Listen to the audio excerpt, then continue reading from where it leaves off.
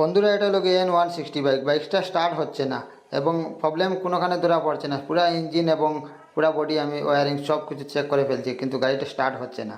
কারণ আমি ধরতে পারছি না। লাস্টে আমি বুঝতে পারছি যে গাড়িটার হেডের বাল্বে লিকেজ থাকার কারণে গাড়িটা স্টার্ট হচ্ছে না। গাড়িটা N160 এখানে লেখা আছে, একদম ক্লিয়ারই দেখতে পাচ্ছ। এখানে ABS, একদম ABS লেখা আছে, ক্লিয়ারই দেখতে পাচ্ছ। তো বন্ধুরা, এই যে আমার সমস্ত জিনিসগুলো একদম রেডি করে খুলে রেখেছি, একদম ফিটিং করার জন্য পুরোপুরি রেডি। আমার টাইপিং চেনটা আমি রোলন কোম্পানির ইউজ করছি, কারণ রোলন কোম্পানি বাজাজের এবং হিরো সুজুকির মধ্যে জেনুইন আসে। আর রোলন কোম্পানি আমি ডাইরেক্টলি ইউজ করছি, সেটাও জেনুইন। একদম খুলিয়ে দেখিয়ে দিচ্ছি, একদম দেখতে পাচ্ছ, এটা হলো রোলন কোম্পানি। এখানে বন্ধুরা আমি যে হেডের বাল্ব যেটা ইউজ করছি, সেটার হেডের বাল্বটা হলো গিয়ে বাজাজ জেনুইন। একদম পার্ট নাম্বার প্রায় সব কিছু দেখতে পাচ্ছো।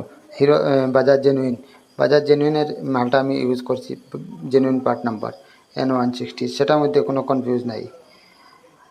এবং এই যে এখানে দুইটা বাল্ব বলছিলাম আমার নতুন, এই বেলভের প্যাকেটের সঙ্গে এসে গেছে এবং বেলটা একদম ক্লিয়ারই দেখতে পাচ্ছ, একদম নিউ কন্ডিশন। তো বন্ধুরা, এই যে এখানে যে দেখতে পাচ্ছ এক্সজস্ট সাইড ইনটেক সাইডে আলাদা করে আমি রেখেছি, সেটা কিন্তু আপনারাও করবেন। কারণ হচ্ছে এই যে এক্সজস্ট সাইড ইনটেক সাইডে যে আলাদা সিম থাকে, সেটা সিমের কিন্তু মাপ সমান থাকে না। তার কারণে আলাদা রাখলে যে এই প্রবলেমটা আসবে না।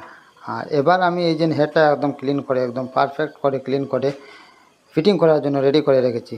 আপনারাও এভাবে করতে পারেন। আর সেটা আমি যে ফিটিং করছি সেটা আমি দেখিয়ে দিচ্ছি। এটা হলো 2050 বাজাজের ইঞ্জিন অয়েল, 10,000 কিলোমিটার লিখে দিচ্ছে বাজাজ কোম্পানি। এবার এই চেন অয়েলটা আমি ইউজ করব। দেখতে থাকেন আমার সঙ্গে ভিডিও। এবং বন্ধুরা, চ্যানেলে নতুন হয়ে থাকলে চ্যানেলটা গিয়ে সাবস্ক্রাইব করে রাখেন।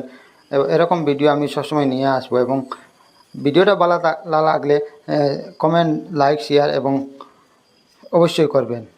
এবং আমার ফেসবুক পেজটা আমি এখানে দিয়ে দিব।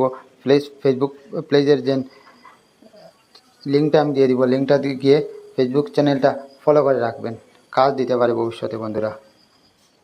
এই যে আমি ওয়াশার এখানে একদম ফিটফাট করে ওয়াশার লাগিয়ে দিচ্ছি। একটু কষ্ট হয় এগুলা ফিটিং করতে, একটু ভিতরে থাকে, তার জন্য একটু প্রবলেম হয়, কিন্তু সেটা বড় কথা নয়। এগুলো একটু টাইম লাগে ফিটিং করতে, আমি ফিটিং করে দিচ্ছি। আপনারা আমার ভিডিও দেখতে থাকেন এবং এরকম ভিডিও সবসময় আমি নিয়ে আসবো বন্ধুরা। একদম আমার ঠিক আছে, একদম অ্যাকুরেট, গাইডগুলো একদম অ্যাকুরেট আছে। আর একটা জিনিস বন্ধুরা, যখন হেডের বাল্ব চেঞ্জ করবেন, হেডের যে বাল্ব গাইড থাকে, গাইডগুলো একদম চেক করবেন। কিন্তু গাইডে যদি প্লে থাকে, খারাপ প্লে থাকে, তাহলে কিন্তু ব্লক নতুন লাগালেও লাস্টিং করবে না। এগুলো জিনিস একটু ধ্যান দিয়ে চেক করবে যে কোনো বাইকের মধ্যে।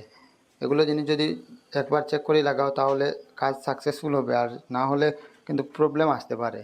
হেডের গাইডে যদি প্লে থাকে, তাহলে ব্লক নতুন লাগালে ব্লকটা আবার খারাপ হওয়ার চান্স 99% থেকে যায়। এর জন্য আমি বলছি যে হেডের গাইডগুলো একবার চেক করবে। আমি যেহেতু এটা নতুন বাইক আছে, এর কারণে এটা খারাপ হচ্ছে না। আর আমি এগুলো চেক করে দেখছি, একদম ঠিকঠাক আছে। আর এই যে মেনলি গাড়িটা প্রবলেমটা হচ্ছিল টাইপিং চেইনের জন্য, টাইপিং চেইন খারাপ হয়ে এটা খারাপ হয়েছে। এই যে স্প্রিং দুটো দেখতে পাচ্ছ বন্ধুরা, স্প্রিংয়ের যে এক সাইড নিচের দিকে যে দাগ মারা আছে, সেটাও লগিয়ে নিচের দিকে লাগবে। এই যে দেখতে পাচ্ছ, ওয়াশার বসিয়ে একদম ক্লিয়ারলি দেখতে পাবেন। উপরের সাইডে ওয়াশার বসানোর পর পুরো পারফেক্ট থাকবে, এবং নিচের সাইডে ওয়াশার বসানোর পর ওয়াশারটা ঠিকমতো বসবে না। সেখানে বুঝে যাবে যে ও সাইড নিচে দিয়ে, এই সাইড উপর দিকে থাকবে। এটা জিনিস একটু ধ্যান দিয়ে কাজ করতে হবে, না হলে বন্ধুরা আরবার পুরো ইঞ্জিনটা খুলে আরবার ফিটিং করতে হবে। এগুলো জিনিস বহুত ধ্যান দিয়ে দেখতে হয় বন্ধুরা। এই যে হেডের যে ভালভের লকগুলো লাগাতে একটু প্রবলেম হয়। তো বন্ধুরা, এই যে রেড লাইট যেটা দেখতে পাচ্ছ, সেটা গাড়ির চাবি অন করার পরে অটোমেটিকলি আসবে, আর বা স্টার্ট হওয়ার পরে অটোমেটিক চলে যাবে।